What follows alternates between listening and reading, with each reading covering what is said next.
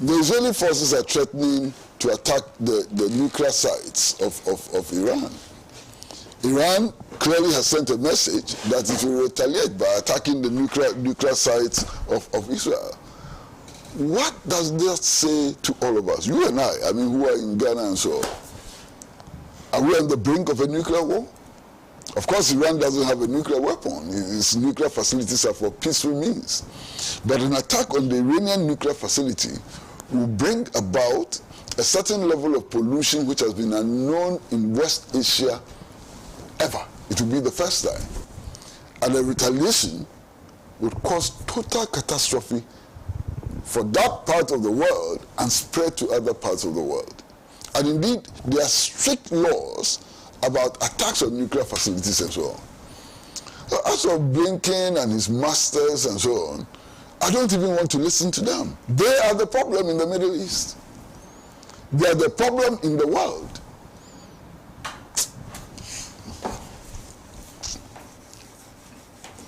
Thank you very much, Comrade Casey Pratt. That is Comrade's submission. Let me move straight to Dr. Elvis Buta. Share with us. But let me welcome Honorable Nusaf Hussaini. Good morning, sir, and welcome. Thank you for always heeding to our call. I'm going to engage you shortly after Elvis gives his submission. Right. Doc. Well, the United States of America has always been a hypocrite and remains a hypocrite when it comes to conversations in respect of issues of upholding, global peace and security. I believe that the double standards of the United States of America, it's so loud, and so shouldn't surprise anybody, even so a first-year student in international conflict studies. As a matter of fact, because of the non-democratic nature of the United Nations itself, which lately is actually behaving and manifesting some of the, if you like it, some of the negativities that led to the collapse of the League of Nations. And not only is collapse, the collapse of the League of Nations was actually the foundation stone for the Second World War. Are you getting what I'm talking about? And so Hitler had to behave in a certain way because of the tyrannical nature of what was supposed to be the rules for peace and reconciliation. Now, after post-World War I, the rules for reconciliation, as assembled by the Council of Eminent Ministers of the League of Nations, were later found to have been influenced by the United States to be so tyrannical against Nazi Germany. And that was actually one of the key things that triggered the anger of Adolf Hitler. Now, we must be able to tell that tyrants are not born. They can be made by circumstances. Adolf Hitler wasn't a tyrant when he was born. He's not congenitally a tyrant. As a matter of fact, Adolf Hitler contested a democratic election and won on the basis of superior campaigning and superior policies. How did he end up in history the way he ended up? Because of the hypocrisy of America, because of the hypocrisy of international institutions with the mandate for the preservation of global peace and tranquility. Now, it is the same thing we are seeing manifesting today. What America is doing is to rely on their own, caprices. Now, like was earlier mentioned on this show, the happenings in Gaza, the Israeli-Palestinian issue, is a conflict that is seeing almost 8 decades. If it is a conflict that is about 76, almost 77 years old today, and it is now that the US think that now is time for peace, then clearly something must have been wrong in the minds of the United States of America.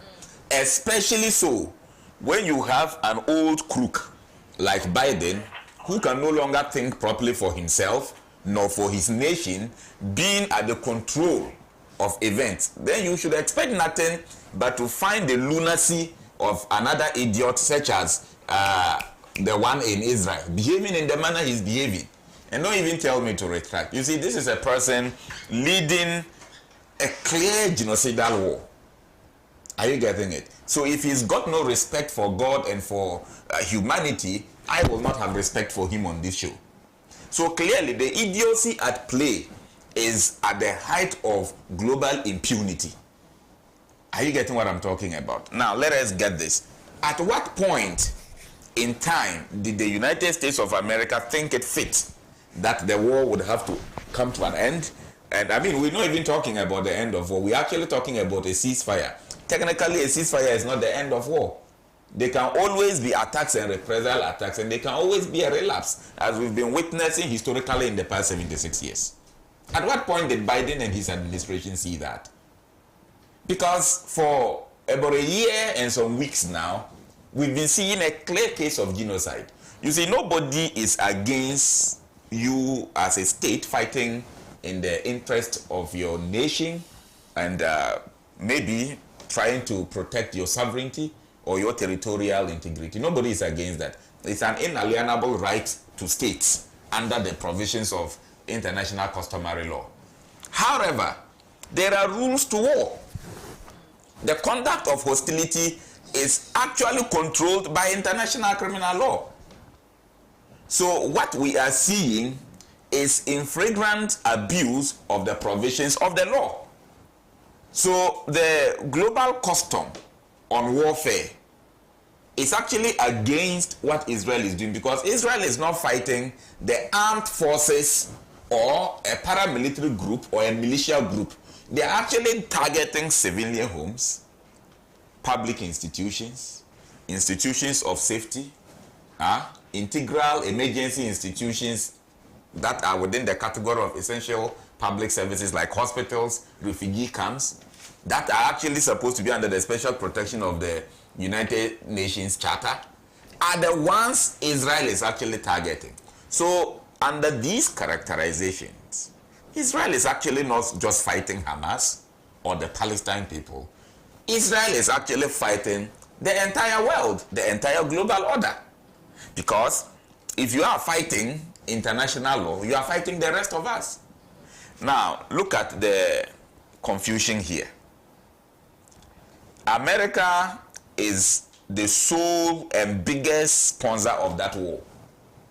They are actually sponsoring Israel, and this public knowledge. Number two, they are providing technical assistance and sophisticated military weapons for use. The world is actually touting Israel for a superior air defense system. The reality is that Israel has no superior air defense system. It is actually America that is providing intelligence, and beyond the provision of intelligence, is actually intercepting using high-speed cruise air defense architecture to intercept the rockets, and other artilleries that are being, fired at Israel. That is the only reason Israel is bragging in the manner it is. Now, for anybody who knows the history of Israel and its creation in just 1948, though I wasn't born, but that is recent history, right? You will realize that Israel is the creation of the United States of America. Now, the so-called people, the so-called Jews, who were resettled in present-day Israel, all right, are actually remnants of those Jews, some of whom were dealt with during the Holocaust and lost their lives. Get it here, and you understand the hypocrisy of America and all of this. When a decision was taken for the resettlement of the remnants of Jews, in fact, red Jews in the United States of America, the decision was never to resettle them in where they are today. The stolen land where they occupy today was never on the table. The real place they were going to resettle these people was in a valley at the banks of Uganda in East Africa. But fast forward, when foreign policy crisis emerged between Iraq, Iran, and the United States of America, quickly the American people realized the urgent need to have their foreign policy instrument effectively operating in the Middle East in order to guarantee their foreign policy objective and interest in the Middle East, targeting resources including oil resources and resources, oceanic resources in the Mediterranean. That is the reality about this matter. So what was the wisest decision in the mind of the wicked? Then let us take these people back there. Since there are some biblical, or if you like it, since there are some theological foundations to their settlement in ancient Israel, then this needless, illegal occupation occurred. Now go and study the map of Israel. The map of Israel in 48 is actually a different map from the map of Israel in 1952, just 4 years later. And it's actually a different map from that of 75. It keeps changing. I call it the illegal evolution of Israel's map. Who does that? So where are they getting the rest of the land? So Israel is actually the only country with land that actually expands naturally. Let's put it that way. You went for West Bank, you went for Golan Heights, you are in the Gaza. What do you want? Meanwhile, in reality, if we are to look at the genealogy of the real Jews, the Palestinian people are more Jews than the so-called people we see today, whom we cannot even be sure are the real, Jews of Israel origin. So America should spare the rest of the world. They are not the only intelligent people. We have all studied. We have all read the books. We are all familiar with the history. America cannot be. So what is happening today is actually clearly for political expediency. You know why? Because we have very few weeks to the elections. In fact, just about 2 weeks and a few days to the American election. It is clear that the stubbornness and arrogance and treachery of Biden, will undermine the potentials of Kamala Harris, who will not win the election anyway. I mean, that's my prediction already. Kamala Harris is not winning this election. Donald Trump is going back to the White House. That's not my interest. The decision now is a political decision to court sympathy and forgiveness in favor of Kamala Harris. Now, what is the decision that predicated on? The decision for Blinken's visit to begin talks for ceasefire is predicated on the basis that the cardinal enemy of Israel, has been killed, which is the leader of what? The leader of Hamas, who was killed a few days ago. But watch it, that even exposes America the most. Because just in July, the earlier leader of Hamas, whom the recently killed one took over from, was killed. Was he not a cardinal enemy? If he was a cardinal enemy under the same characterization and definition and standards of the American president, Biden, how come in July there was no agency for ceasefire? Meanwhile, in July alone, the same twerp, in the person of Anthony Blinken, who is there, visited Israel 3 times. Break it down, you realize that in almost every 9 days, Blinken was in Israel. For what? We don't know. Look, to conclude, we haven't forgotten. I think that America should be willing at some point to kill the whole world. You see, what they are doing is to orchestrate bases for not a third world war, but for a regional conflict. Because with the way they are misbehaving and targeting nuclear sites of Iran, I hope you know that Iran's nuclear project is deeply seated in the overarching nuclear architecture of Russia. So touching it means actually touching Russia indirectly. Imagine if Putin decides to go as silly as Biden went. What's going to happen in the Middle East? And by extension, the disruptions in the global order. So please, it cannot be right. It is just to win votes for Kamala Harris, and nobody should take them serious. So my advocacy is that we need a complete overhauling and restructuring of the United Nations, especially the Security Council. The Security Council is the most non-democratic institution in the world. Yet, they are the ones talking about human rights and preaching the good news of democracy. And yet they don't practice it. So you preach the homily and you practice the vice of the homily. So it's problematic. I will continue to advocate that Israel is a failure, and by extension, the United States of America is a failure.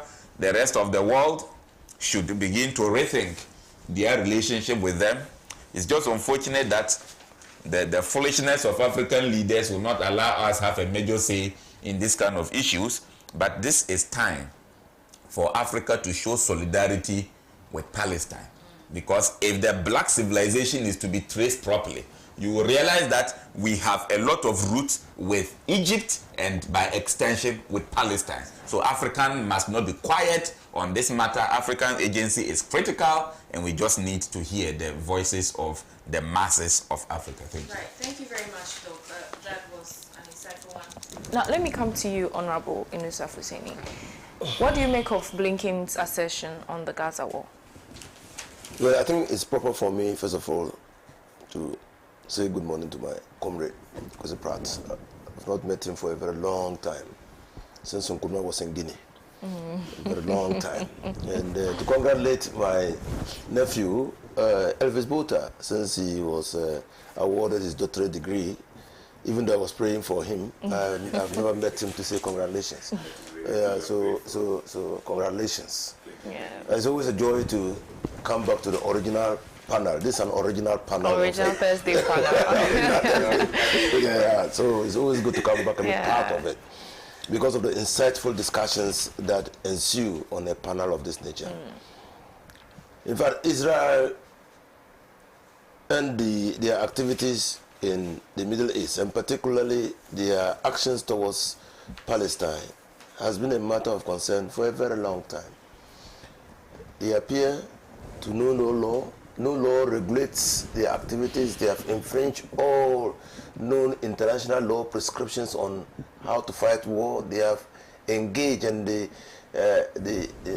Hague has pronounced some of their activities as genocidal, as crimes against humanity. They have moved people, dislocated people, so several times that now you can't even count. Some people who were originally in Gaza were asked to move. They moved to different places where they were asked to move. So the dislocation of the people of Palestine clearly is an orchestrated plan to frustrate them to leave that area. And the international court has said that that itself is clearly a human rights violation. It's also a crime against humanity to perpetually use people as a shield to persecute your war. Is unacceptable. They have also made it difficult for the people to have any meaningful form of life. They've used food as a weapon of war. It's not acceptable. They've targeted hospitals and destroyed saved. It's not acceptable. They've used fuel. That people, they know that terrain, that area is harsh. The Israel doesn't care. I mean, if they don't have fuel to light their homes, that's not their business. So, I mean, I don't know what the international order is saying about Israel. I mean, many people have complained. Many people. Somebody just recently, a British soldier said, you need to go to Israel and understand the atrocities that are committed against the people of Palestine. That clearly, that you can only understand it if you go there. But if you are outside, you will never understand it. And that he never thinks that a human being could have that capacity to visit such havoc on fellow human beings. And so, but the hypocrisy of the international order, the fact that, like Reeves said, the musician, Ket Reeves, or what's his name, I mean, people have been on their land since God knows when. By a conspiracy of world leaders, like my brother Dr. Elvis has said, they decided to resettle them in Palestine because they say there's a biblical connection between the people of Israel and the area where they were settled. They forcefully took the land of Palestine and settled the Israelis. That was the second option. The first option was to settle them somewhere in Africa. Someone wrote 2 days ago that, hey, what would have become of Uganda? if the Israelis were settled there? Well, we don't know. We can only imagine, but we don't know. then you those who had no land, because I mean, sometimes you can't understand the Israelis. You caught world attention and world sympathy when you created a narrative that sought to suggest that the Israelis and Jews were under attack in Germany, and that you were being sent to concentration camps, and that you were being treated as non-humans, as animals, and that there was a conscious, determined effort to annihilate the Jewish race. The international community stood up, fought the Nazi Germany, granted space for the Israelis who could escape to their lands for refuge, made sure that they thrived where they settled. It is that act of kindness, it is that act of fellow feeling that made Israel survive. Many other tribes could not survive because they didn't have that feeling of brotherhood extended towards them. Many tribes have simply died. Now, to whom much is given, much is expected. You are not living, okay, you say, so you settled on the land. You are not living on the land. You have turned the whole of Palestine into an open prison. The people who were initially in their homes cannot now travel freely. They can't even eat the food of their choice. I mean, it simply makes no sense. This is why they are creating more Hamas. But what they are doing, they are creating more people. And I'm happy that some Israelis are seeing that war will not end the situation in Palestine, between Palestinians and Israelis. They think that there must be a new thinking, a rethinking of their strategy towards the Palestinians. You can only hope to live in peace with a people if you accord them what our Constitution says, the dignity, their dignity. The dignity of a person is inviolable. So recognize them as Palestinians. Engage, yes, they can be radicals. We are not all the same. If we were all the same, we would be like animals. But we're not the same. God has given us some modicum of sense that we use to distinguish what is good and what is bad for us. Yes, some people will be radicals. But engage the moderates. Even engage the radicals, some of the radicals. There can be a change of mind towards Israel. And then you will sit down and understand that you both benefit from a mutual relationship, a mutual beneficial relationship between Israel and Palestine. Your energies will be synchronized. And then that area could be a hub for development. And then your people will live in peace, prosperity, and happiness. I don't know how they think that the Palestinians can be living in misery and they can live in peace. I don't know. If you want war, the people around you, make them poor and live in luxury, and see one day they will ransack your house. They will ransack your house. So that explains what happened on the 7th of October last year. The people were simply fed up. And if Israel said they had a strategy to contain Palestine, 7th of October demonstrated that you can't contain them. When they decided to attack and devise a strategy, they caught Israel pants down and took some hostages. I'm not saying that I endorse that act, but I'm saying that should tell Israel that their strategy of war, of trying to annihilate Hamas, is dead on arrival. It won't happen. It's better they engage them, engage other. Look at what the war is not threatening to become a regional conflict. Yes. Now America is saying that there must be an end, but America is not interested in the end. At the end of the war, America is interested in pushing Israel to attack Iran and destroy their nuclear facilities. America is struggling to do that because Israel has said that if Iran attacks, it will attack the nuclear facility. Now, Israel is attacking Lebanon. It's only Syria that presently is not in the arena. But who knows what will happen if the war extends to Lebanon, consumes Lebanon, whether Syria will sit aloof. Who knows what will happen if Lebanon is attacked and Syria is attacked, whether Egypt will sit aloof. Who knows what will happen? So there's a threat to global peace by the prospect of the war extending in the Gulf states. So I think that, like my brother Usipra has said, Hamas is an idea. And it will be foolhardy to think that you can annihilate an idea. It couldn't happen. Thank you. Right, thank you very much. That was Honorable Inusa Hussaini's submission. Right, so moving away from our international topic, which was part of our topics that have been tabled for discussion, our next topic would be Mahama jabbing Akufo-Addo over handling of Saglemi housing project.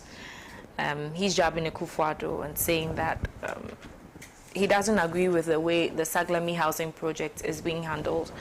And I just want to find out from you, Elvis, since you are in, you want the newspaper? Since you are in power, you... Yes, except of... Is it closer to you? It is. So it says that the National Democratic Congress flag bearer, John Dramani Mahama, has slammed the Akufo-Addo administration over the handling of the Saglemi housing project, following the announcement by government to hand over the Saglemi housing project to a private developer, Quam LMI, for completion. The NDC flag bearer has criticized the move. According to him, the government did not engage the allodial owners of the land before handing over the project to a private developer. He said the NDC administration initiated the project after it had an agreement with the traditional authorities of Ningo Prampram to build affordable housing units, and the NPP needed to do the same before changing the status of the project. John Mahama has therefore vowed to review the handling of the Saglemi housing project to Quam LMI without the consultation of the allodial landowners.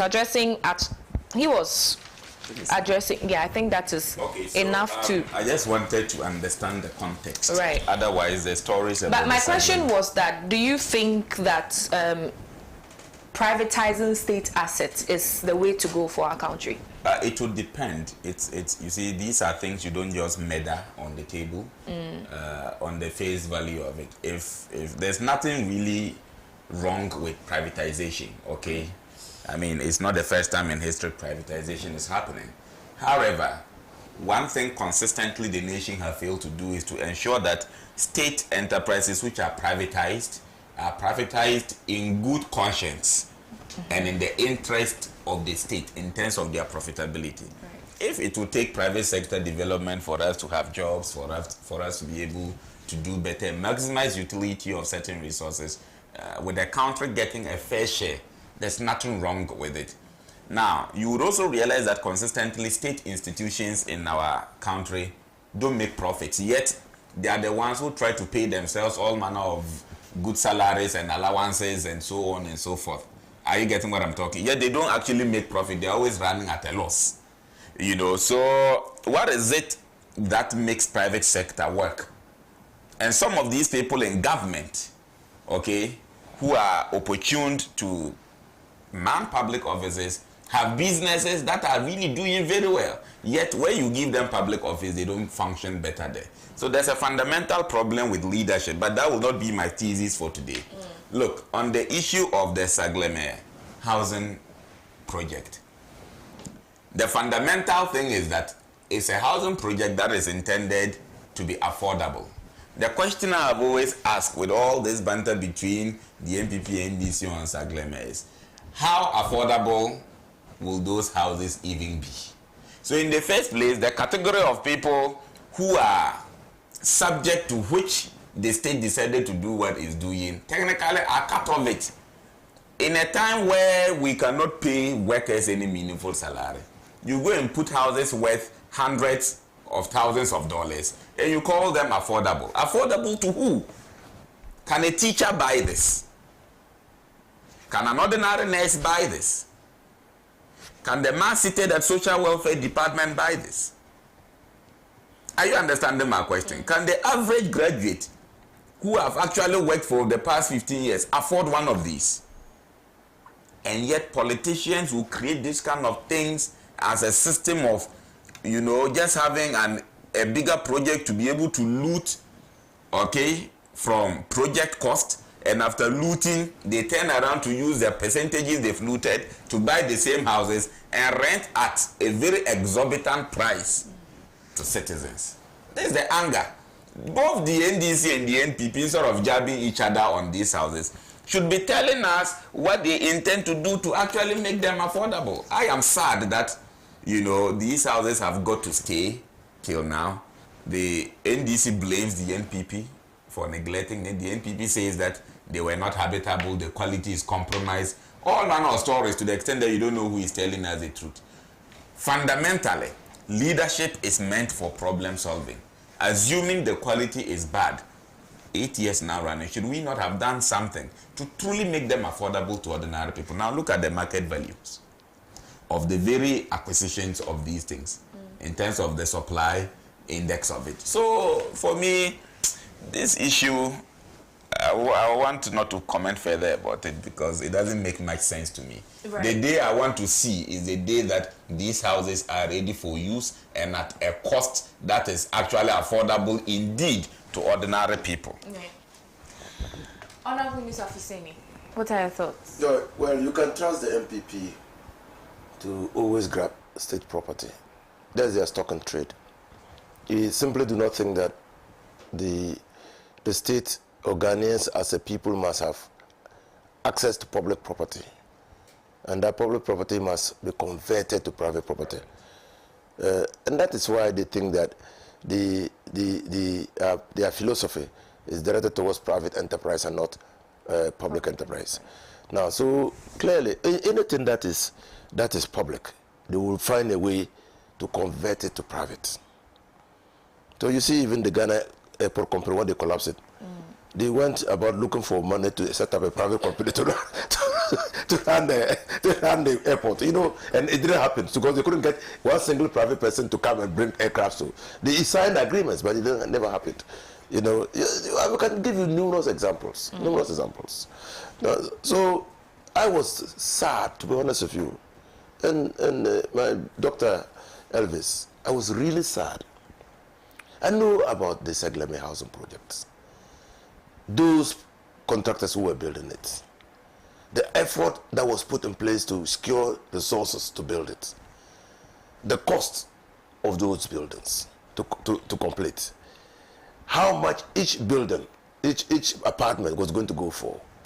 It was intended to decongest Accra, to move Accra towards that area. Ministries and other facilities were supposed to move there. But first of all, you needed to send people to living there and committing to Accra and gradually move Accra towards that area. It was a very carefully thought out plan. Now, at the time MPP won power in 2016 and took over the reins of this country in 2017, the Saglemi housing was more than 80% complete. More than 80% complete. And what was left to be done was the roads, access roads, the paving the roads, electricity, landscaping, planting the trees, the flowers, and all those things. Fittings in the room like air conditioners, and that was what was left to be done. It's not habitable. When they took over, when they said, well, they were going to investigate Saglemi, and that some people has paid a lot of money to themselves. When they said that, Saglemi housing project, all the facilities that were needed to complete the project was at site. Nothing was going to be imported into this country to complete the project. Nothing. Everything was on site when they stopped it. So when they stopped it, because everything was on site, They send military men to take control, to take possession of the property, and also protect what was sent there. You will finish and you have time. If when we finish this program, you have time. Take your cameraman and go there and see whether you see anything. They've all been stolen. They've all been stolen. You've all been stolen, including sliding what? But who procured all those? The contract, it's a part of the contract. I said the contract was about 80% complete. Complete, right. Then they said, oh, we're going to investigate. So they decided that they were going to investigate and that some monies were paid. You think that ACHIAA paid some of the money when he was not satisfied that Saglemi was an ongoing project?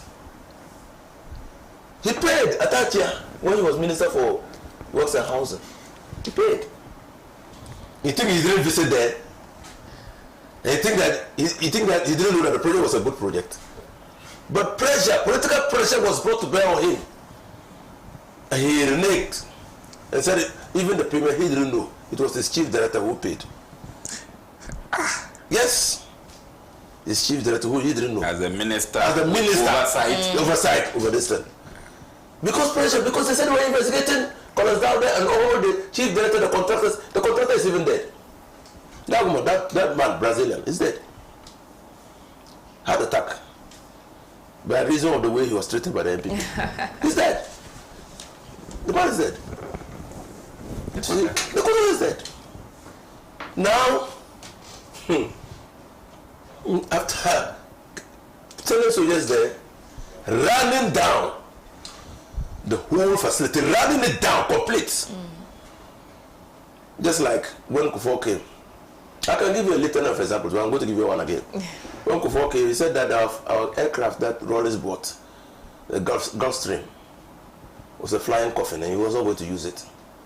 Packed it for so many years and was using commercial flights. When he decided to exchange it for Chinese simulation flights, it was for pittance. Because it has run down. It's run down completely. So that is it. So the project is run down. Even if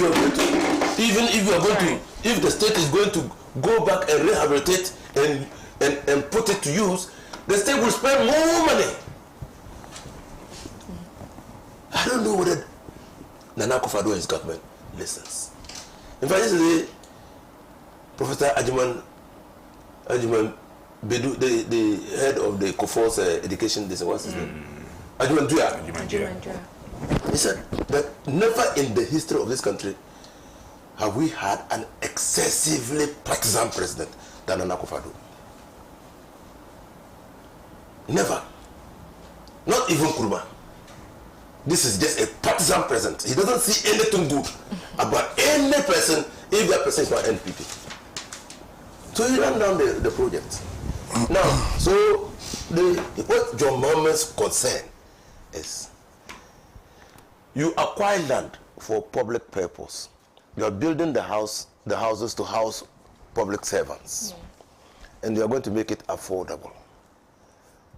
Never mind that Elvis says that affordability. Yes, I was going to go there. That Elvis made a very interesting, Yes, but the angle is practical because you take the land for public purposes, so it wasn't practically for free. You are giving it to a private investor who would have bought it from the people.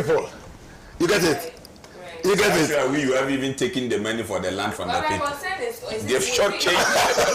Is it going to be affordable as Well, what I'm saying is that I said never mind that the house was supposed to be affordable. I mean, affordability. A capitalist is not interested in your definition of affordability. What I say that affordability is a relative term. It's relative. Depends on your income, the type of work you do, and all those. So affordability is. But was all that not put into consideration in? That was why the houses were going to be in segments. Right. So if you were going to pay $20,000 for a single apartment, those who couldn't, and I've seen that in Singapore. So you have left school, you are not married, and you you want to live in the property of a housing, I mean, a housing estate like Achampon did. Achampon, when you look at Achampon houses, they were not all built the same. It took into consideration the social stratification. So you see, so you live in a one-bedroom house, kitchen and bath, and then when you marry and you are sufficiently earning, you can trade off. You go back to the same housing company and trade out of your single room for a double room. Okay? It's there so that somebody too can come and occupy. That's why it's a public housing scheme. And it's there even in the United Kingdom, public housing.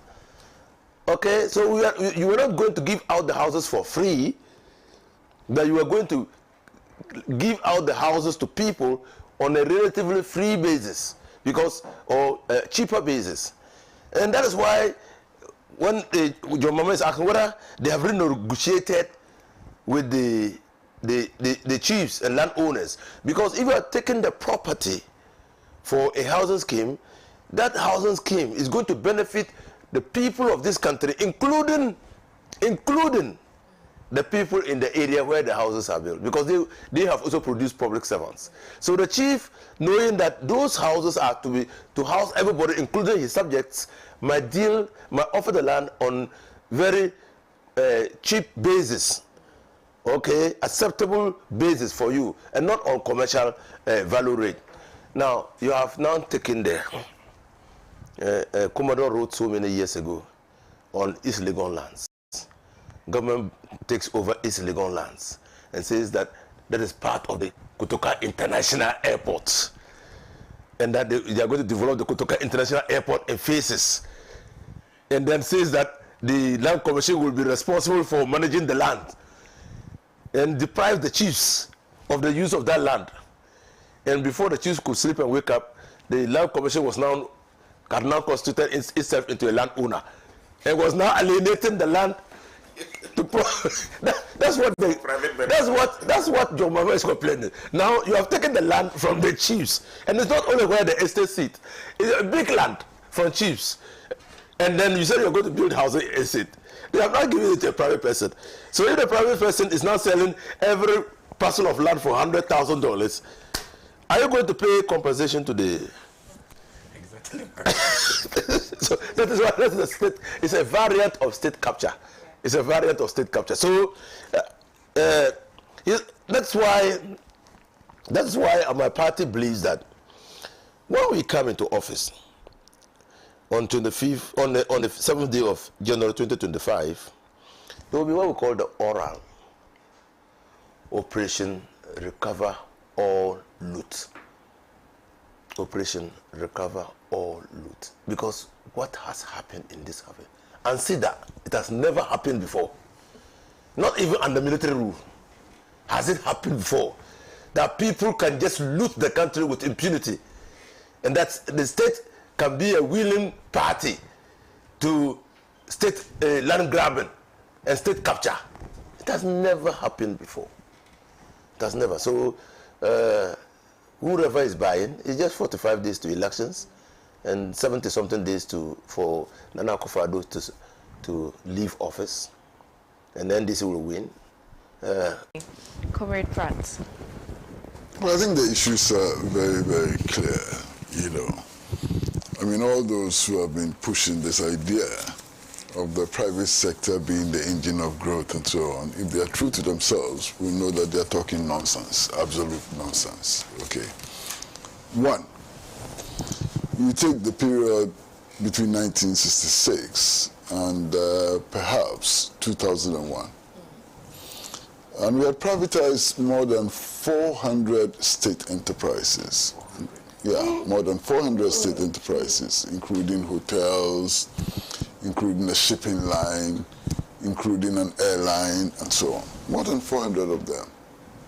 Now, you look back, look around now. Only 2 of the 400 privatized state enterprises survived. Only 2. And which one survives? What used to be called Golden Tulip and Moving Peak Ambassador. All the rest collapsed in private hands. And these were companies which were doing very, very well in state hands. They collapsed in private hands. Yes, Oh, yes. yes, yes. Oh, you don't know? Yes, yes. It's not Lancaster. Yes, Yeah. yes. So if you take 400 enterprises who were doing fairly well in state hands, and they were turned to private hands and they collapsed, it tells you the whole story. Now that's not all. I mean, all of these people going around shouting about private enterprise being engine of growth and so on. As soon as their political parties win power, they quickly abandon the private enterprises that they themselves have set up and are managing and rush to the public sector. All of them. All of them. Why? Why don't they stay in the engine of growth and make sure that we grow? They all abandon the engine of growth and come to the public sector. So that whole thing should be abandoned as quickly as possible. Okay. Now, talking specifically about Saglemi, you have this housing estate. The claim is that it has become too expensive. Okay. So from that claim, you get the impression that it has become too expensive for anybody to sell at a reasonable rate of profit and so on. That's the impression you get. So the private entrepreneur who has taken over this project, if the project is too expensive that he cannot make any returns on it as well, why is he buying it? It doesn't make sense, yes. I mean, that's one of the reasons why someone will invest in or try to buy. To invest in something which is not profitable, Which is not profitable. which is I mean, useless, yeah. which is too expensive, that is useless. I mean, that private enterprise, entrepreneur, Now be for Christmas. or maybe psychiatric attention. Yes. Maybe psychiatric attention. Certainly wrong with it. So the whole thing doesn't make sense. If it's too expensive for government, it must even be more expensive for a private entrepreneur, because government can rely on taxes and so on. The private entrepreneur cannot rely on taxes to bail himself out. So this whole thing doesn't make sense. This doctrinal privatization of state projects and state enterprises and so on simply doesn't make sense, and that is what has happened. Now, for me, the critical issue is not what former President Dramani Mahama is raising. The critical issue is not that at all. I mean, who owns the land and so on. Actually, land ownership, where does it come from? When you hear about somebody owning the land and so on, what does it mean? It simply means that their ancestors were bullies, they were warlike, their ancestors were thieves and buccaneers. That's all it means. We all came and met this land there. There's no ownership. How do you own land? They own land through conquest. Ally? Through conquest. Through bullying other people, through killing other people and so on. Occupation. That's how they come to own land. So for me, the issue is not who owns the land. That's not the issue at all. Indeed, under the laws of Ghana, the state has the power to acquire any land, you understand, in the interest of the public. That may include acquiring land for private use. You understand? So for me, the issue is not about land. The issue is that a project in which the state has invested monumentally has now been turned over to a private person under circumstances which do not make any sense at all. That's all. Right, thank you so much, Comrade Kwesi Pratt. And these have been the thoughts of my panelists on the issue of the Saglemi housing project. Now, moving on to, I wish my producers can bring me the tablet so that I can read the messages coming through from our viewers. But while we wait for that, let's just kickstart with our next topic for discussion, which has to do with an assertion by Tony Ado. He's saying that Supreme Court mustn't be a hatchet agent. That Supreme Court mustn't be a hatchet agent. Honorable, I'm aware that you are a legal person, I mean a lawyer at that, and when it comes to judicial structure in our current dispensation, what do you make of the judiciary and how they handle issues in present times? So we, the people, it's a universal creed of all democracies. Sometimes even not in democracy. Just the concluding statement of Commander Kwasi Pratt. We, the people, came onto this land without boundaries, without owners. It's a universal creed. No one can seek to subjugate us. But we, the people, can come together and decide how we want our affairs to be run. So the 1992 Constitution preamble starts with we, the people, okay, have chosen unto us a system, or upon ourselves, a system of government. Then we established institutions and gave them their mandates. And those institutions, because of the unique system of government that we have established here in this country, are supposed to be free of each other. And that leads you to the theory of separation of powers advanced by Montesquieu. So when one institution, and we are told, but that power corrupts. Absolute power corrupts. So in all government dispensations, or any government architecture, you don't want to vest too much power in one institution. And there must be countervailing forces. So the executive is countervailed by the judiciary and the legislature. The legislature is countervailed by the executive and the judiciary. The judiciary is countervailed by the legislature and the executive. Because, I'm not saying interfered into, countervailing power. That's what some people call checks and balances. When one institution allows itself to be used by another institution, that institution becomes invariably weak. And like Tornado says, then becomes a hatchet person. Or in our ordinary language, we say becomes a tool of manipulation. You see that thing? And that perception is growing. That perception is growing. And I remember even when I was in the law school, everybody, all political thinkers and jurists in our jurisprudence class were thinking, so how do we insulate the judiciary against political manipulation? And some suggested, well, let's go look at the Japanese model, where judges to the superior courts are elected. So they also stand for election, and they are elected to the.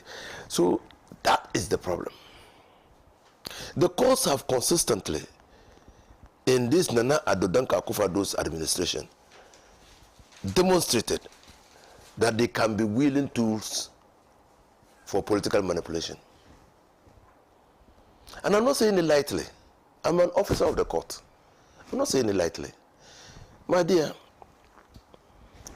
I had said somewhere else, when the Supreme Court ruled that they were restraining the Asin North MP from further attending court until the final determination of the case. Elvis, do you remember that? Yes,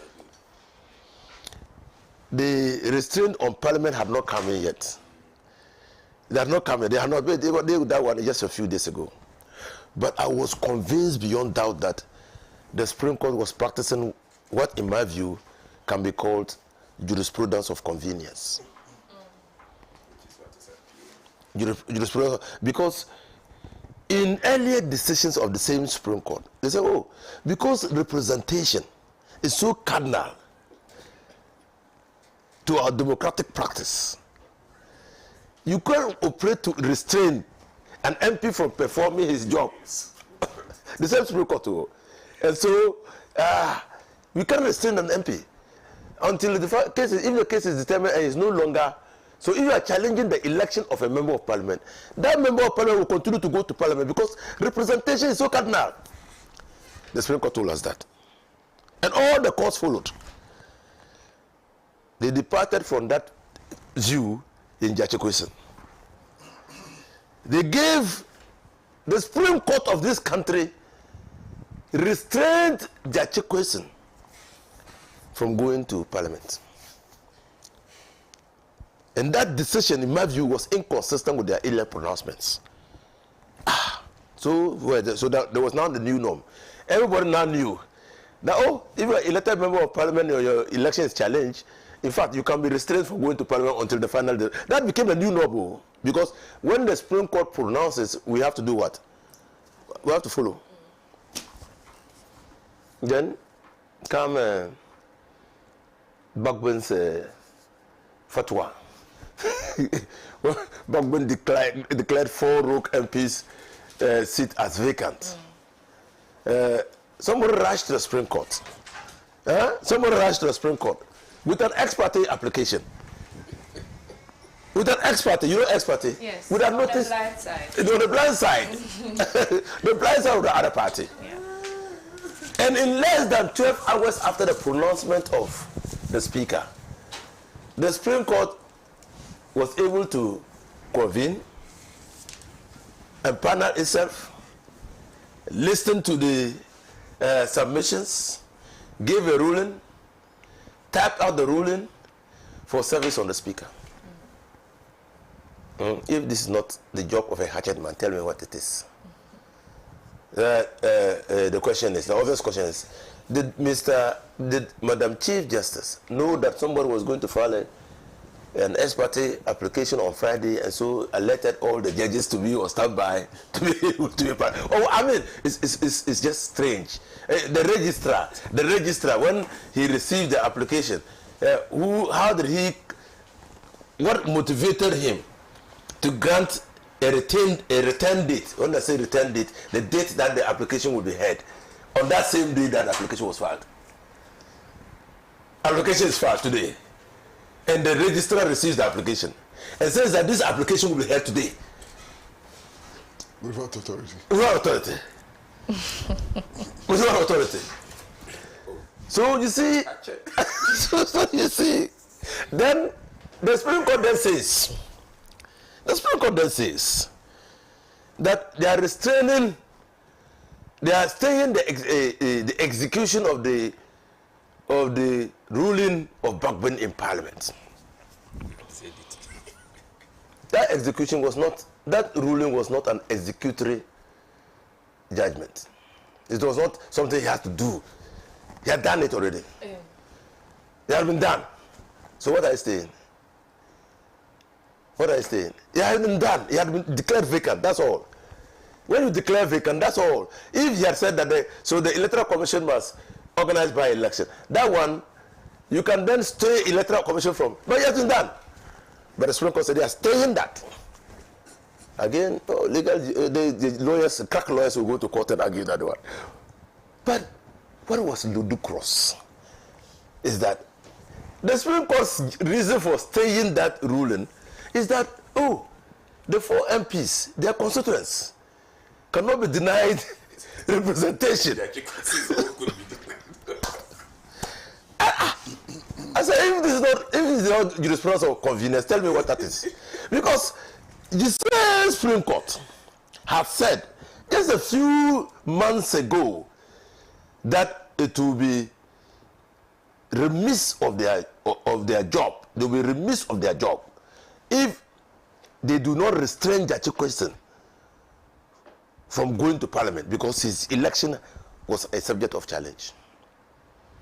The people of Asin North, no, I'm coming. Yeah. I'm coming to Sal. So they say in one vein, you say, for Asin North, they can be with their representation. AGYEKUM must sit in the house. But for the 4 formula, does not come to the house. Does not come to Parliament. Yeah. But for these 4, they can go. You can't say that they shouldn't represent their people. Supreme Court, the same Supreme Court. 2, Franklin Kujo and CDD. When Electoral Commission did what they did, their foolishness, that Some people in this country are not worthy of representation. And we're in a democracy. They say, people say, this one, it goes to the core of our democracy. Because we are practicing a representative government. So the people elect their representatives to go to parliament. You are saying that these people, they should not be part of our democracy. The conduct of the EC is not consistent with democratic principles. They went to court to declare that what the EC had done was unconstitutional. 4 years now. The Supreme Court has not empaneled to sit on the case. It took them 12 hours to know that representation was important in terms of 4 constituencies. If this is not hatchet job, tell me what that is. Then the same Supreme Court says that, people were not given fair hearing. People were not given fair hearing.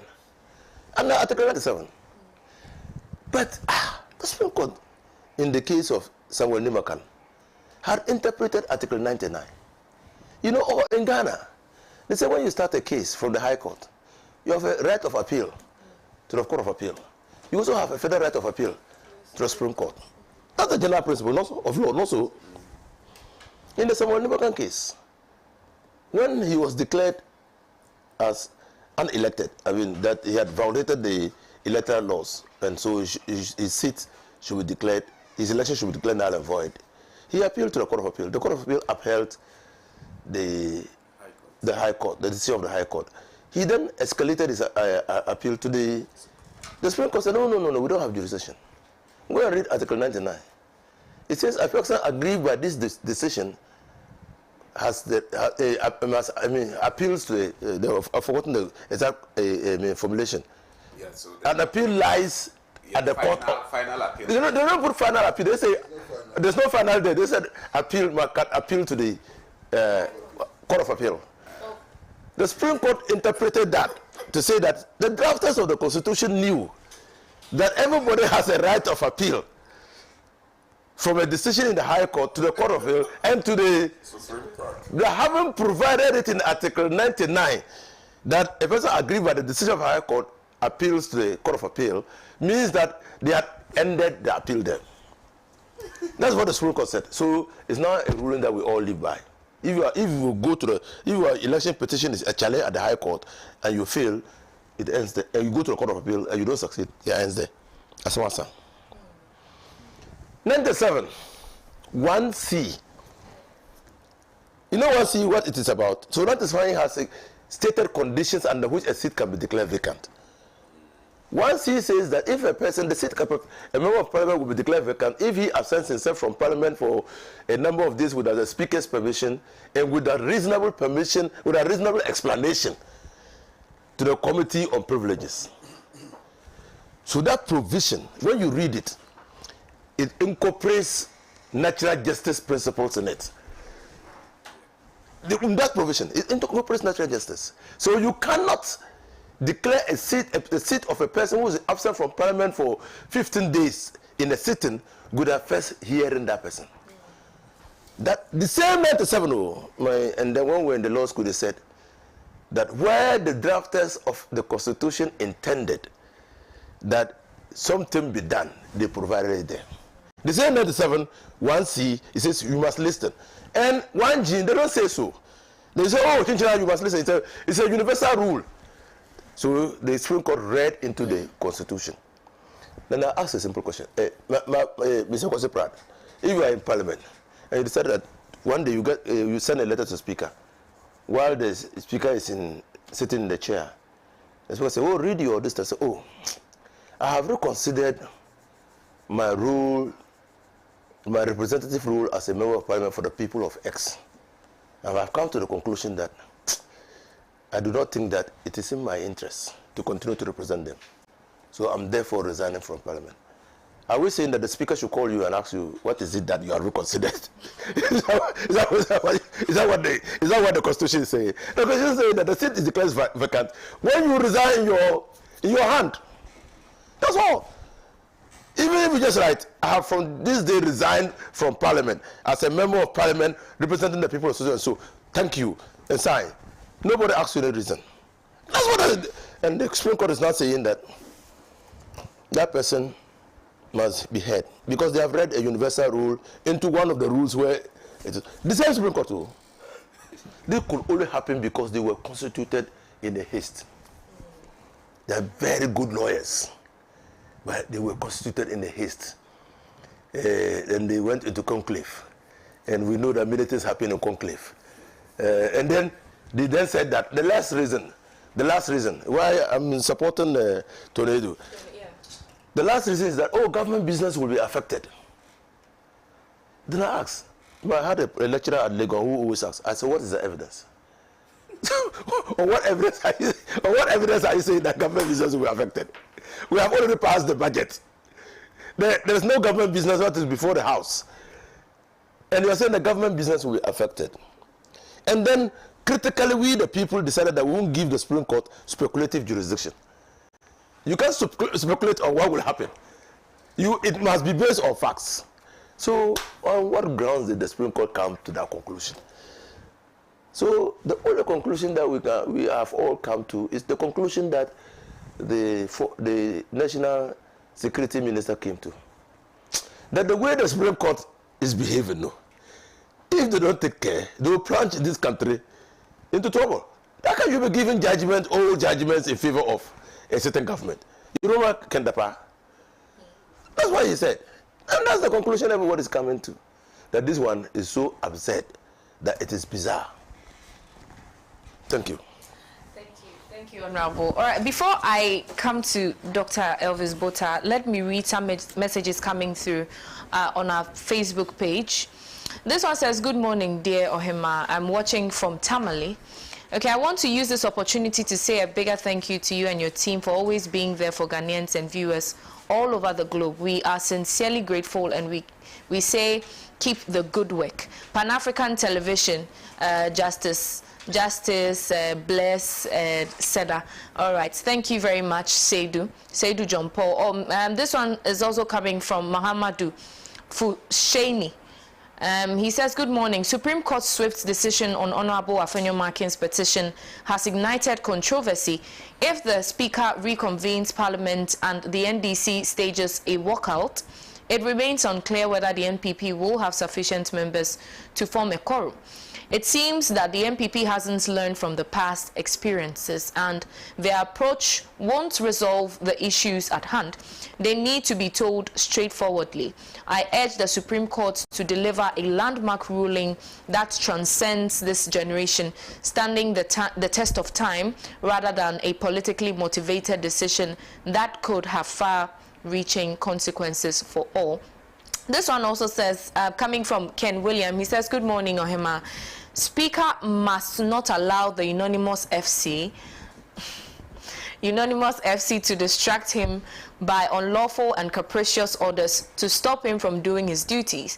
God bless our homeland Ghana and make our nation great and strong beyond the arrogance and power of these political King Kongs of our time. Let me take this one from Damain Evans. He's saying that, good morning, OHEMAA. Please kindly extend my greetings to senior brother Dr. Elvis Botha. All right. Let me take this last one from Mohammed Abdul Karim. Says, good morning, OHEMAA and your great panelists. Why is Bless also being elevated? Oh, Bless is attending to other duties, so you see him very soon. By the way, I welcome my favorite panelists, especially Uncle Pratt. All right, thank you very much. I'll be taking more of the messages, especially those coming through WhatsApp. I'll be taking them after Doctor's submission. All right, Dr. Botha. Okay, so listening to all the narratives going around, especially with the analysis of my father, under normal circumstances, I am not fit to comment on this subject because he has spoken. The reality is that a lot of even those at the Supreme Court are either his mates or his juniors, actually. Nonetheless, in the interest of public education, let me bring my primary knowledge to bear on the subject. You realize that in all of these things, some of us have been vindicated that if there will ever be instability and confrontations in Ghana, it will be at the instance of one of two institutions or both. Number one is the Supreme Court, number two is the EC. We are safe with the EC because their misbehavior happens every 4 years. But the main concern is the Supreme Court because on a daily basis they can do what they want to do. Now, where lies the danger in the current happenings with the Supreme Court? Clearly, both on point of law and on point of logic or even common sense, you will realize that the best one-word summary in everything happening in the Supreme Court, okay, in respect of this matter is the word inconsistency. Inconsistency. Thank you. The Supreme Court is the most inconsistent state institution I have seen in recent times. Very inconsistent. And you see, inconsistency becomes a danger when it is applied as a rule for the principles of justice. You know why? Because the element of consistency in the law, it's so important as to bridle the effective administration of justice. So much so that any inconsistency rather tends to undermine, all right, the integrity of the law itself and try to uproot it from the very jurisdictional processes and even the foundations of jurisprudence from which it was planted. So what the Supreme Court is doing at this point is a game of inconsistency where judgment and the interpretation of the law can be on the basis of emotions, speculations, and whimsical desires. But I am not surprised that we were able to empanel judges to sit on this matter under 12 hours. This speed is commendable. You see, if you read 1 Kings chapter 18, okay, 1 Kings chapter 18 verse 46, it says that, and the hand of the Lord came upon Elijah, and he girded his loins and ran ahead of the chariots of Ahab. That's speed. So you see, there is a certain hand that can come upon man and cause you to accelerate faster than light. Elijah ran ahead of the chariots of Ahab. Chariots were the fastest moving trains, or those were their Lufthansa those days. Ahab had proceeded to Jezreel, if you are familiar with your Bible, in hours and days of travel that will take at least 2 months for human legs to do. Yet, within a twinkle of an eye, because a superior hand of power came upon Elijah, he miraculously overtook the chariots of Ahab. What hand came upon the Supreme Court to have empowered it with the kind of speed we have witnessed? Clearly, a certain hand came upon the Supreme Court. I'm speaking, I'm just preaching, all right? Yeah, I'm just evangelizing. You know, so I believe that a certain hand of the Lord. So we must be interested in that Lord, well, and that is obvious. You see, it's worrying. Now, let's move away from that. In all of these things, apart from inconsistency, the truth of the matter is that the Supreme Court actually did not adjudicate over the matter that was before it. So there are jurisdictional and procedural errors in what they did in that particular ruling. They actually handed a judgment or a pronouncement on what my uncle and his fraternity would call the stay of execution. My primary knowledge in public law will advance that things of this nature, okay, especially stay of execution, should be on the basis of a judgment of court. Am I correct? Does the pronouncement of the Speaker of Parliament amount to a judicial decision?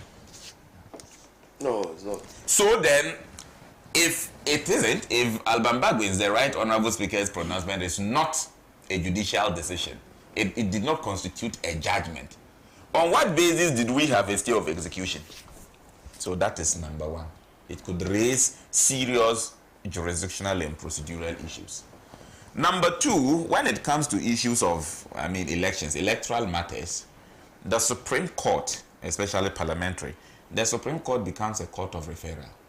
So ideally, primary jurisdiction lies in the High Court to handle the matter, or better still, refer say to the Supreme Court. There was no referral on this matter. So that is a constitutional issue arising. What the Honorable Afenyo Markins himself tabled before the Supreme Court was to seek the Supreme Court to actually stop any form of pronouncement by the Speaker to the effect that the seats were vacant. But at the time of the sitting, OHEMAA, the Speaker had already executed, he had pronounced. So the writ before the court and the matter they adjudicated were not in sync with each other. There should have been an amendment to ensure that the facts presented before the court and the concerns raised would be in accordance to the circumstances.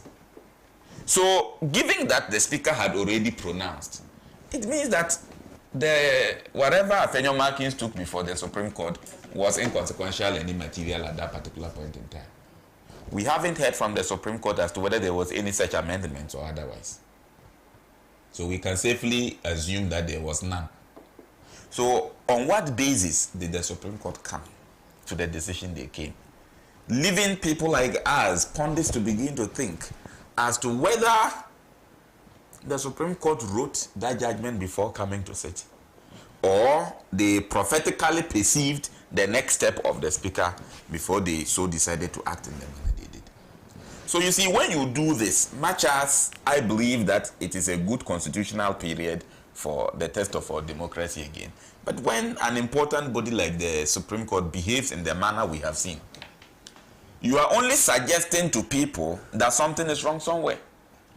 And so when people like Dr. Tony Edu, right,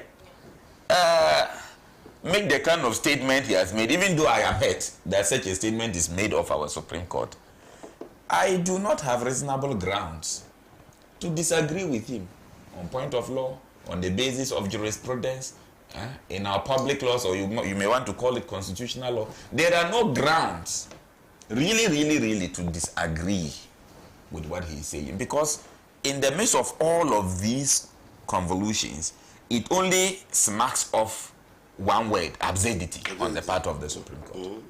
And if the Supreme Court can be absurd in matters of the law, with the kind of people we have there, very knowledgeable people, they've excelled in their private capacities. Some have actually excelled so significantly in private practice of the law. They are so intelligent that I don't think that fundamental mistakes such as what we are seeing should have been done by them. So the only possible excuse is to begin to believe that a certain special hand came upon them. And once another hand have come upon you, you have become a hatchet in what? In that particular. So Tony Edu may have just sufficed in this matter. Right. I associate entirely with him. I'm going to bring Comrade Kwesi Pratt to take the last bite on this subject matter. But this interesting message says that, good morning, dear panelists. When this president started appointing favorites and party persons on to the Supreme Court, people criticized him, yet others saw nothing wrong with it. When a thief steals your item and asks you to go to court, you must know that his brother or sister is the judge. That's what we are seeing currently in Ghana's parliament. Okay, thank you for that message. This one also says, good morning, OHEMAA. By the actions of the MPP, assuming the majority leader had decided to go independent, will the MPP as a party have agreed to continue to have him as their party member and as the majority leader? Question mark. Clearly, the Supreme Court is the MPP court. And from Salifu Tamale, a few more. And okay, good morning, panelists. In fact, I expect the MPP to accord Ghanaians with a modicum of respect by being principled for once. were the MPP not the people who invoked the same law against their own former MP? So what has changed in this same law? I believe gods of Ghana are exposing the wickedness and ineptitude of the NPP. I can. He says, I can. Uncle Kwesi Pratt. Okay, Uncle Kwesi Pratt kept saying that the NDC members should not accept anything minority tag. I'm not too sure. If you could construct your submission well, I'll do all to read it for you. All right, James Mano. James Mano is saying that I think the NDC in Parliament should tell the government of Ghana to lay all bills they are bringing to Parliament for approvals to the Supreme Court to debate on, and for them, the government as seriously, the tenses are not tensing, so please do all to make all those corrections before you send. All right. Okay, Bless is watching live from wherever he is. He's saying that good to see Comrade Pratt back on the show. He's sorely missed. Okay, Comrade Pratt is here and everybody's happy to see him. This one says, hi, I'm really educated by Leonard Lawyer. Thank you so much, Pan-African Television. Okay, good morning, Madam Host. In fact, to get this country out of this constitutional crisis, we must pay attention to the Constitution Review Committee report as a matter of urgency. Otherwise, this political judgment will continue to live with us. The unanimous decisions of the Supreme Court or the Chief Justice and others also beat my imagination. How can they always think alike without varied views? Even twins don't do same. Okay. IBN from Tamale. Let me take this last one. Thinking alike is not a problem if it makes common sense. Right. The three of us here have been thinking alike on a number of issues. Yeah. Absolutely. But it's one too many. That's what he's trying to say. Yes, it's one too many. This one says, good morning, OHEMAA. Please greet my uncle, lawyer Inusa Fuseni, and your noble panelists. The Supreme Court isn't the only institution that understands English or are the owners of the Constitution. The Constitution was not written by judges but citizens. So let's not any judge think the Constitution is their property to do whatever they want. Are they even considering the educational crisis? It says this is unlawful. Unlawful ruling can bring our school and law schools. Okay. Thank you very much for bringing in your messages. I'll take more messages once we are signing out, but let me come to Comrade Kwesi Pratt on his view on this subject matter.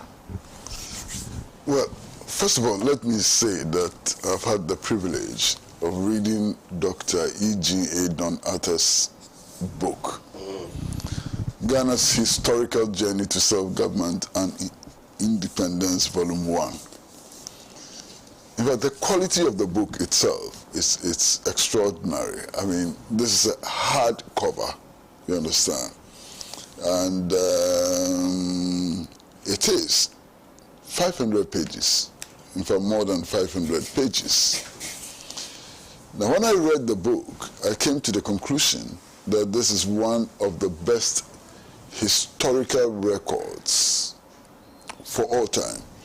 I mean, this book can be easily compared to Basil Davis's Black Star of Africa and so on. You know, it's in a class of its own. It's a fantastic book. It's a really, really, really fantastic history book. Unfortunately, Dr. Don Atta, I'm told, sent only 50 copies of the book to Pan-African Television, you know, for sale. And for those who are interested in our history and the controversies around our history, who is founder, who is not founder, and so on, I would recommend very strongly that they read this book. There's an aspect of the book which I found extremely interesting. It has to do with Lord Lugard, who is credited with being the initiator of indirect rule. That's what we were taught in school. It turns out that the record shows that he is not the initiator of indirect rule. that the actual initiator of indirect rule was his girlfriend. You know, his girlfriend initiated indirect rule and so on. And later was attributed to him. And the book also explains our current condition. You know, because Lord Lugard wrote a lot, and in one of his writings, he had told the British that they shouldn't think that we'll be happy with British rule forever, and that at one stage we're going to revolt. And that if we revolted and got independence, they needed to do some things in order to keep us enslaved. What we are experiencing today shows that they listened to Lord Lugard and so on. So this is a book that I will very, very highly recommend. One of the best records of our history.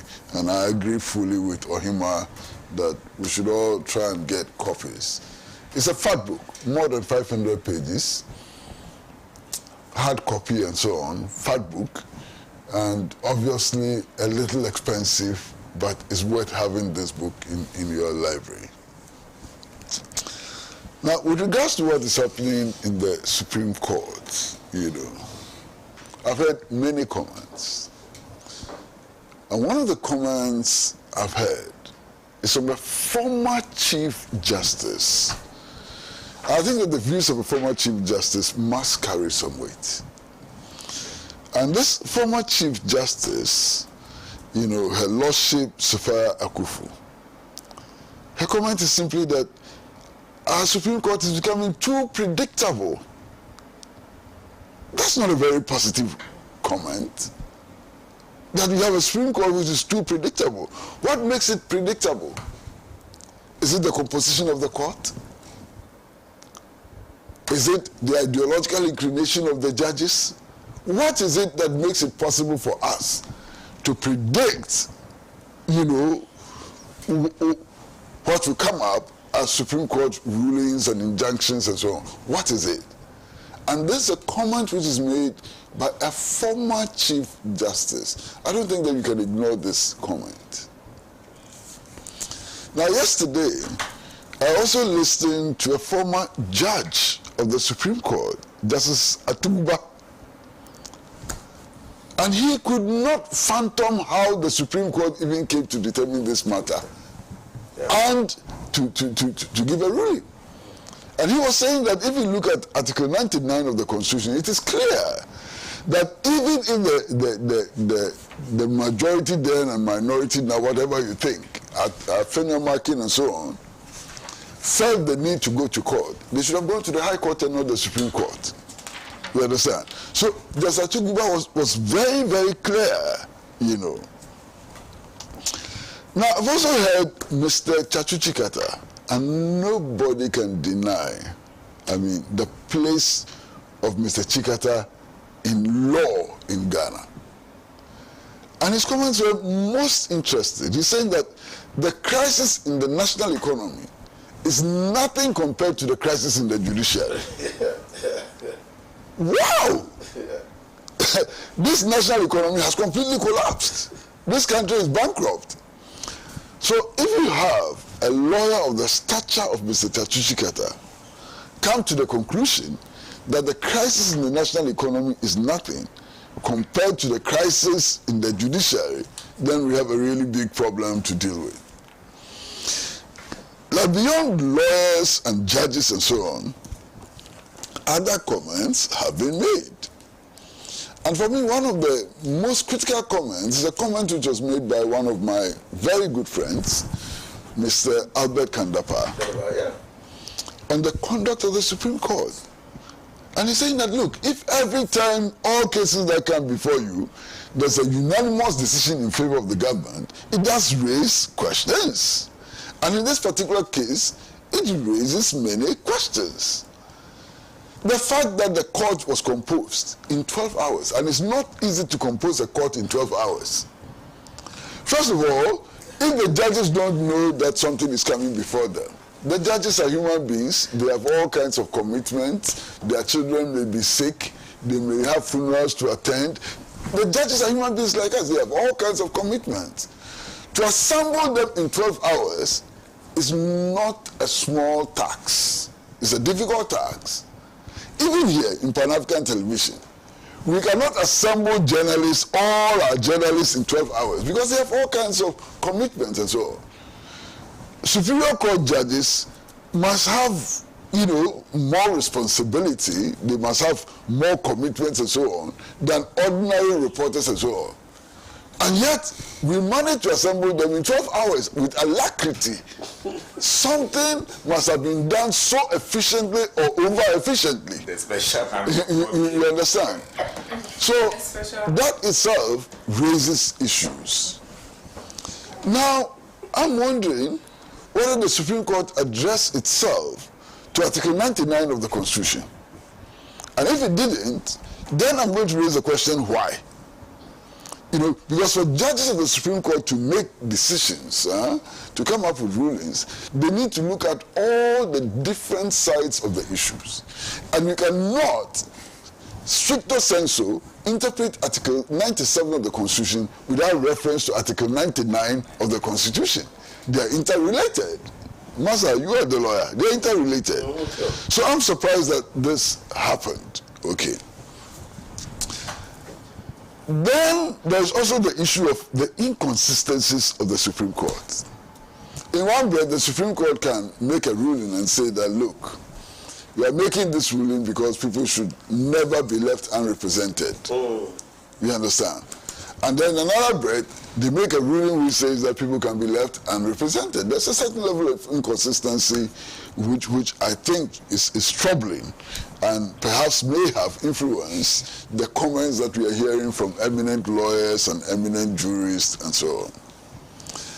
Now, we are told today that government business is likely to suffer. Okay, there's some $250 million loan that government is seeking and some tax waivers and so on. But, my friend, why was parliamentary sittings suspended indefinitely? Because NPP members of parliament decided not to go to parliament to go and do the government business for which they are crying today. So whose fault? It is the NPP members of parliament who decided that government business was not important and therefore they were going to boycott the sittings of parliament and made it impossible for parliament to be clothed with powers to make decisions. So it's their own business, you understand? Now we are told that if you look at the standing orders of parliament, 15% of membership can trigger a recall of parliament. It is not automatic. It is not automatic, okay? So we have to be careful. It's not automatic. Now, we are told also that even if they can trigger a recall of parliament, there are two options. Parliament can be recalled in a minimum of 7 days if there is an emergency. Without an emergency, it takes a minimum of 14 days. Now, what have they said which suggests that there's an emergency? I haven't seen anything which suggests that there's an emergency and so on. In any.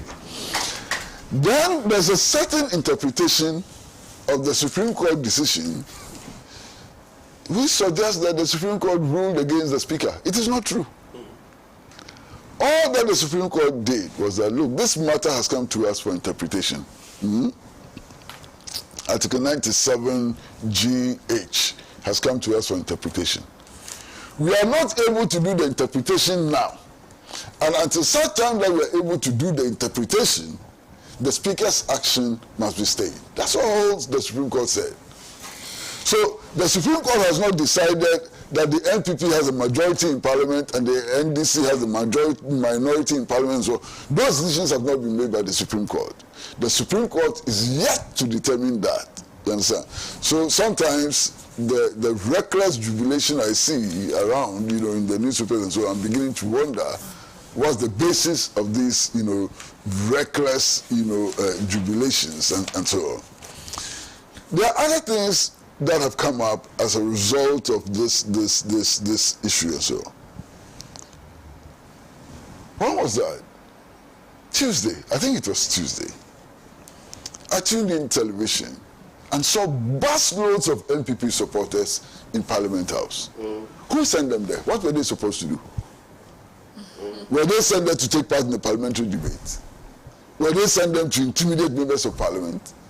Why did anybody send busloads of NPP supporters to Parliament House? In any case, that is a flagrant abuse of the public order, not abuse, I mean flagrant disregard of the public order law. If the ruling party, if the government will bus hundreds of people to assemble in Parliament House without reference to the public order law, they render the public order law completely useless. Yeah. So what if tomorrow NDC also decides to mass its members in any part of the country? Would you be able to draw the attention to the provisions of the public order law and so on? Look, this recklessness should stop. This childishness should stop. And I listened to my nephew, I mean, Afenyo Makin, you know, speak eloquently about how the people of Ghana are suffering and they cannot afford 3 square meals a day and why we should not do anything also to wreck the peace. At least for once he has admitted that people cannot afford 3 square meals a day. You understand? But then, what is it that we are doing in order to ensure that we do not wreck the relative peace that we appear to be enjoying, even in the face of all the difficulties that our people have? You understand? In any case, this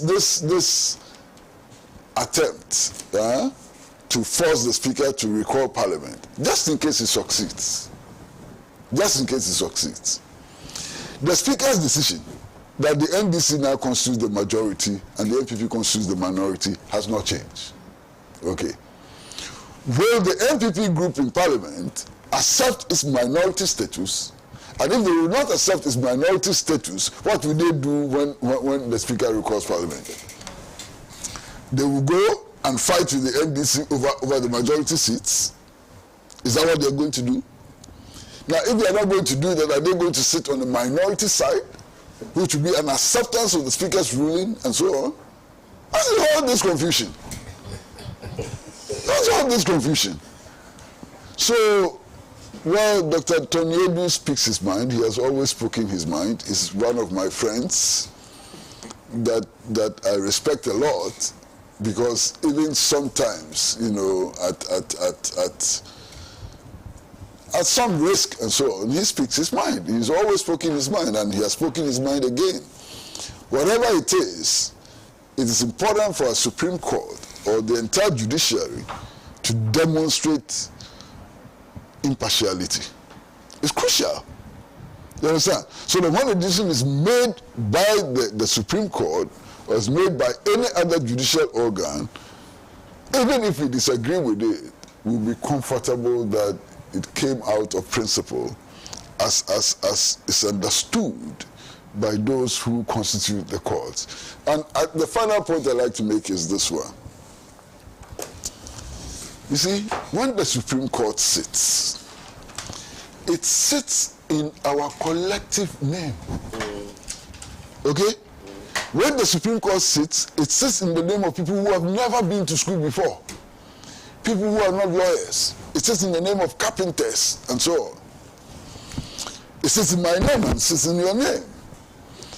And that is why, you know, lawyers, lawmakers, and so on, over the years, have come